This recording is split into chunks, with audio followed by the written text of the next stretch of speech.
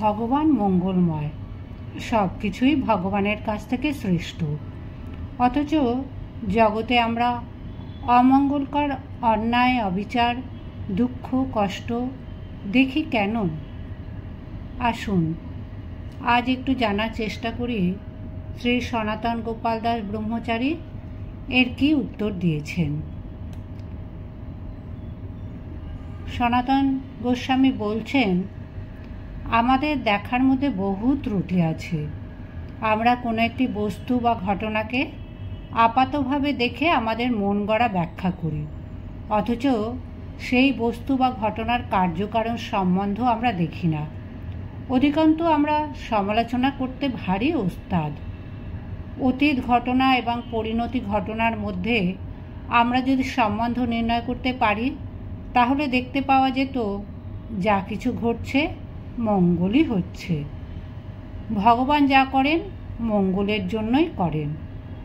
উদাহরণ দিয়ে এক ভক্ত বলেছিলেন, দুর্যোধনকে ভগবান শ্রীকৃষ্ণ নির্দেশ দেন যে সে যুদ্ধ না করে, হিংসা না করে মাত্র 5টি গ্রাম পাণ্ডবদের 5 ভাইয়ের জন্য দিয়ে দিলেই আর সমস্যা থাকবে না, তাতেই তারা সন্তুষ্ট থাকবে এবং দুর্যোধন হস্তিনাপুর রাজ সিংহাসনে ভালোভাবেই থাকতে পারবে।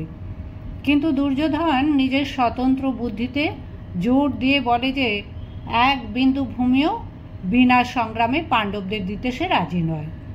তার সঙ্গে যুদ্ধ করে পাণ্ডবেরা সম্পূর্ণ রাজ্য নিতে পারে, অন্যথায় 1 বিন্দু ভূমি দুর্যোধন দিতে রাজি নয়। তাই কালক্রমে উভয় পক্ষে যুদ্ধ সংঘটিত হলো। শেষে ভীমসেনের গদার ঘায়ে দুর্যোধনের উড়ু ভেঙে গেল। দুর্যোধন ভীষণ ছটপট করতে লাগলো। শ্রীকৃষ্ণও সেখানে ছিলেন, কিন্তু সেই কাণ্ড দেখে তিনি কিছুই মনে করেননি। যেন উড়ু ভাঙা অবস্থায় পতিত দুর্যোধনের যন্ত্রণাটা এমন কিছু গুরুত্বপূর্ণ ব্যাপারই নয়, কারণ সে তার কর্মফল মাত্র ভোগ করছিল। সে ভগবানের নির্দেশ অবজ্ঞা করেছিল। সে শান্তি চাইছিল না, সে সংগ্রাম করতেই চাইছিল। তাই তার পরিণাম সে ভোগ করছিল। কেউ যদি মনে করে, হায় হায় ভগবানকে নিষ্ঠুর, তিনি উড়ু ভাঙা ব্যক্তিটাকে দেখে কিছু মনে করছেন না, ছটপটানি দেখেও ভগবানের কোনো দয়া মায়া নেই, সেই ধরনের অদ্ভুত দৃষ্টিভঙ্গিযুক্ত মানুষেরা যদি জানতে পারত যে উড়ুতে বসিয়ে অন্যায়ভাবে সতী দ্রৌপদীর অবমাননা, শ্রীকৃষ্ণের প্রতি অবজ্ঞা, অনর্থক জ্ঞাতি ভাইদের প্রতি অজস্র জঘন্য হিংস্র ভাব পোষণ করবার জন্যই অহংকারী দুর্যোধনের এই দুর্গতি হলো, তখন তাদের দূরদৃষ্টি আছে বলে মনে হতো। জীবের স্বতন্ত্র বুদ্ধির অপব্যবহারের ফলে মানুষ অমঙ্গলকর আচরণ করে জগতে অমঙ্গলকর পরিস্থিতির শিকার হচ্ছে। কেউ কেউ বলে, কুলক্ষণে জন্ম হলে শিশু কুলাঙ্গার হয়। এ কথা কি সত্য? বিভিন্ন লক্ষণ দেখেই জ্যোতিষ বিজ্ঞানীরা শিশুর চরিত্রগতি নির্ধারণ করে থাকেন। মহাভারতের আদি পর্বে দেখা যায়, যখন রাজা ধৃতরাষ্ট্রের পুত্র দুর্যোধনের জন্ম হয়, সেই সময় নানাবিধ কুলক্ষণ দেখা দিয়েছিল। দুর্যোধন জন্মমাত্রই গাধার মতো কর্কশ শব্দ উচ্চারণ করেছিল। সেই সময় গাধা, শকুন, শেয়াল, কাক প্রভৃতি প্রাণীরা ভয়ানক চিৎকার করতে লাগল।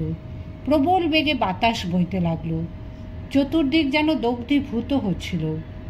সেই সমস্ত কুলক্ষণ শুনে রাজা ধৃতরাষ্ট্র অতিশয় ভীত ও ব্যাকুল হয়ে ভীষ্মদেব, বিদুর, ব্রাহ্মণদের এবং অন্যান্য শহীদদের আহ্বান করলেন। শিশুর জন্মক্ষণে কুলক্ষণ প্রকাশিত হচ্ছে, এটি তাদের আলোচনার বিষয় ছিল। ধৃতরাষ্ট্র তাদের সামনে বলেই বসলে যে রাজপুত্র যুধিষ্ঠির সবার বড় এবং গুণবান, তাই সেই রাজা হবে। এতে আমার কোনো বক্তব্য নেই। এখন আমার যে পুত্র জন্মালো, যুধিষ্ঠিরের পর সে কি রাজ্যভোগী হতে পারবে?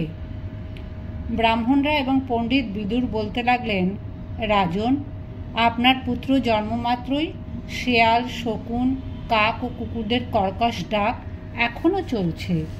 এতে স্পষ্টতই বোঝা যাচ্ছে এই শিশুটি দুরাত্মা। এর থেকে আমাদের কুরুবংশ ধ্বংস হবে।